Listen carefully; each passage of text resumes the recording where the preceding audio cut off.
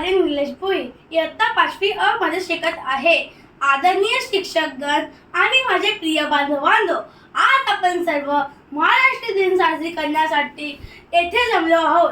या महाराष्ट्र दिनी संक्रांती सूर्य महात्मा ज्योतिबा फुले यांना माझा साष्टांग नमस्कार. महात्मा ज्योतिबा फुले यांचा जन्म 11 एप्रिल 1827 मध्ये पुण्यात झाला. ते एक महान समाज सुधारक आणि थोर विचारवंत होते.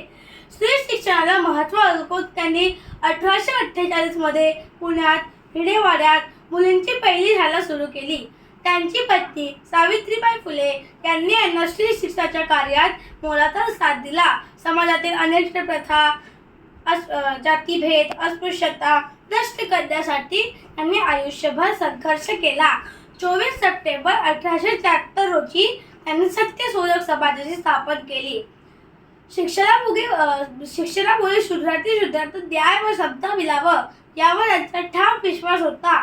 त्यांनी शेतकऱ्यांचे आसूड, गुलामगिरी यासारखे महत्त्वाचे ग्रंथ लिहिले. त्यांचे निधन 28 नोव्हेंबर 1890 रोजी झाले. त्यांच्या थोर कार्यामुळे जनतेने त्यांना महात्मा ही पदवी दिली. त्यांनी भारतीय समाजाला अंधकारातून प्रकाशाकडे नेण्याचे कार्य केले.